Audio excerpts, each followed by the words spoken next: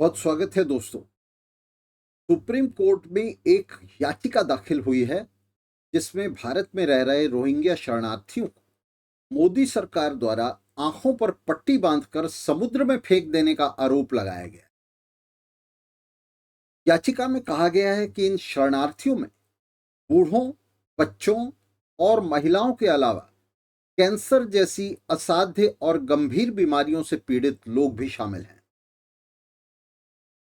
इन शरणार्थियों की कुल संख्या 43 बताई जा रही है।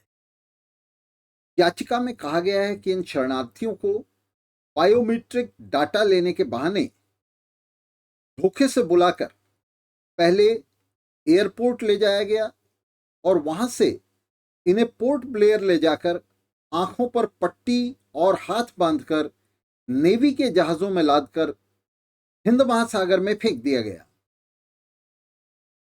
सबसे चिंताजनक बात यह है कि मोदी सरकार के सॉलिसिटर जनरल ने इस याचिका के खिलाफ अपनी दलील में सुप्रीम कोर्ट के उस आदेश का हवाला दिया है जिसमें सुप्रीम कोर्ट ने रोहिंग्या शरणार्थियों को सुरक्षा देने से इनकार करते हुए उन्हें भारत से बाहर निकालने के बाकायदा आदेश दिए थे। गरीब रोहिंग्या शरणार्थियों के साथ ये पाशविक व्यवहार मोदी सरकार ने अमेरिका की तर्ज पर किया है। ट्रंप के सत्ता में आने के बाद अमेरिका ने इसी तरह का अमानवीय व्यवहार करते हुए भारत से अमेरिका गए आप्रवासियों के साथ बर्बरता दिखाई थी और उन्हें जंजीरों से बांधकर सैनिक विमान से भारत वापस भेज दिया था। भारतीय आप्रवासियों के साथ अमेरिकी सरकार के इस क्रूर दुर्व्यवहार की उस समय चौतरफा निंदा हुई थी। दरअसल संकट के समय दुनिया भर में प्रतिक्रियावादी प्रवृत्तियां हावी होती जा रही हैं।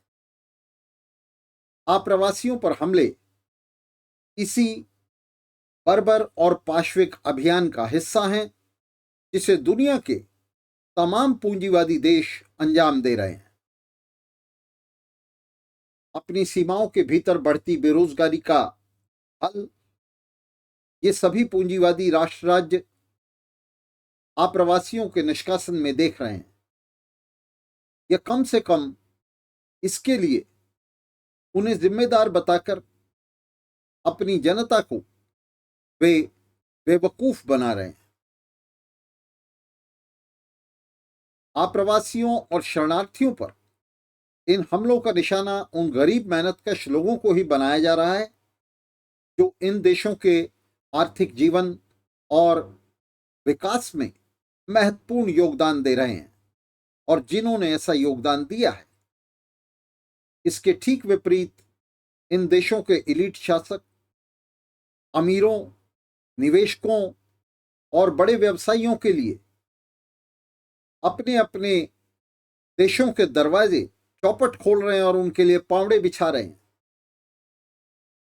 गरीब मेहनतकश जनता का उत्पीड़न हो रहा है, विदेशी बताकर उन्हें निष्कासित करके, और साथ ही साथ अमीरों का स्वागत हो रहा है। यह है सभी पूंजीवादी देशों की मौजूदा नीति। अपने वर्ग शत्रुओं की इस वर्ग नीति के विरुद्ध दुनिया की वर्किंग क्लास को भी जातियों, नस्लों और राष्ट्रीय अस्मिताओं के आर पार देखना चाहिए, उनसे ऊपर उठना चाहिए और उनको लांघते हुए वर्गीय आधार पर एकजुट होना चाहिए। वर्किंग क्लास के बीच अंतर्राष्ट्रीय एकता बनानी चाहिए। अमेरिका और यूरोप में जहां अफ्रीकी और एशियाई मूल के आप्रवासियों को बर्बर हमलों का निशाना बनाया जा रहा है, खदेड़ा जा रहा है, वहीं भारत में बर्मा और बांग्लादेश से आए आप्रवासियों का खुलेआम उत्पीड़न किया जा रहा है। इस उत्पीड़न के खिलाफ इन गरीब आप्रवासियों को सुरक्षा देने से इनकार करते हुए हाल ही में भारत की सुप्रीम कोर्ट ने इन्हें गैरकानूनी और विदेशी बताते हुए प्रस्तावना दी कि इन विस्थापितों को भारत में कोई मौलिक अधिकार हासिल नहीं है और इन्हें निष्कासित कर दिया जाना चाहिए। सुप्रीम कोर्ट की इस अमानवीय व्यवस्था से उत्साहित होकर ही मोदी सरकार ने बर्मा से विस्थापित रोहिंग्या शरणार्थियों के खिलाफ इस बर्बर कार्रवाई को अंजाम दिया है, जिसके खिलाफ अब सुप्रीम कोर्ट में याचिका गई है। रोहिंग्या दुनिया के सबसे उत्पीड़ित जातीय नस्लीय समुदायों में से एक हैं, जिन्हें म्यांमार के बर्बर फांसीवादी सैनिक जुंटा ने बर्मा से तो खदेड़ दिया, मगर दुनिया का कोई देश इन्हें शरणार्थियों के तौर पर स्वीकार करने के लिए तैयार नहीं है। बर्मा के सैनिक और असैनिक शासकों ने रोहिंग्या समुदाय का लंबे समय से हिंसक उत्पीड़न किया है। यहां तक कि नोबेल शांति पुरस्कार पाने वाली आंग सान सूकी ने भी अपने शासन में रोहिंग्या उत्पीड़न में बाकायदा हिस्सेदारी की थी। बाद में इसका भेद खुल जाने पर नोबेल कमेटी को अवार्ड वापस लेना पड़ा था, मगर इस सब से रोहिंग्या और उनसे जुड़ी विस्थापन की समस्या का कोई समाधान नहीं हो सका। बौद्ध बहुल बर्मा की तरह ही हिंदू बहुल भारत के शासक भी रोहिंग्या उत्पीड़न को इस्लामोफोबिक उद्देश्यों के लिए इस्तेमाल करते हैं, अपने उन समर्थकों को रिझाने के लिए, खुश करने के लिए इस्तेमाल करते हैं जो इस्लामोफोबिया के कीचड़ में गोते लगा रहे हैं।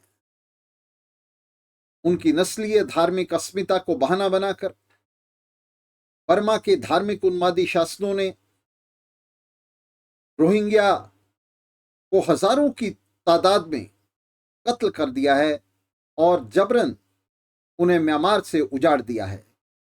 इधर भारत के शासक जहां पड़ोसी देशों में बसे हिंदुओं को भारत में नागरिकता ऑफर कर रहे हैं, उसके लिए नागरिकता कानून में संशोधन किया है उन्होंने, वहीं रोहिंग्या विस्थापितों को वे समुद्र में फेंक रहे हैं। मोदी सरकार का यह कारनामा, निंदनीय कारनामा, म्यांमार में सूकी की शासन के लोकतांत्रिक स्वांग की तरह भारत के शासकों के सेक्युलर दावों की भी पूरी तरह पोल खोलता है। दुनिया की मेहनतकश जनता का यह लूटा पिटा हिस्सा रोहिंग्या समुदाय दुनिया भर में दर दर की ठोकरें खाते हुए भटक रहा है। विस्थापित रोहिंग्या ऐसा बहिष्कृत समुदाय बन गए हैं जिनके पास सर छुपाने के लिए दुनिया में आज कहीं भी कोई जगह नहीं है। दरअसल हमारी दुनिया को बड़े पूंजीपतियों के गिरोहों ने आपस में बांट रखा है। राष्ट्र राज्यों के रूप में उन्होंने अपने बाड़ों की स्थापना की हुई है, जिसमें दुनिया की मेहनतकश जनता को, हमें, आपको, सबको उन्होंने भेड़ों की तरह रखा हुआ है, कैद किया हुआ है, दूध, ऊन और गोश्त हासिल करने के लिए, हमारा शोषण करने के लिए, हमारे श्रम की लूट करने के लिए। राष्ट्र राज्यों के बीच दुनिया का यह बंटवारा पूरी तरह से प्रतिक्रियावादी है और तमाम राष्ट्रीय सीमाएं परले दर्जे का फर्जीवाड़ा हैं। हमारे वक्त में, यानी साम्राज्यवाद के युग में, उस युग में जिसमें पूंजीवाद अति परिपक्व होकर बुरी तरह गल सड़ रहा है, ये राष्ट्र राज्य उन पिंजरों की तरह हैं जिनमें इंसान ही नहीं, इंसानियत को भी बंदी बनाकर रखा गया है और जहां उसका दम घुट रहा है। हमारी दुनिया का समाजवादी आधार पर पुनर्गठन इन पिंजरों को, इनकी सीमाओं को ध्वस्त करने की मांग करता है। आओ साथियों, दुनिया के इस प्रतिक्रियावादी विभाजन को खारिज करें और नीचे से क्रांति के जरिए समूची दुनिया का एक समाजवादी संघ में पुनर्गठन करने के लिए आज से ही जुट जाएं। बहुत बहुत शुक्रिया, बहुत धन्यवाद दोस्तों साथ रहने के।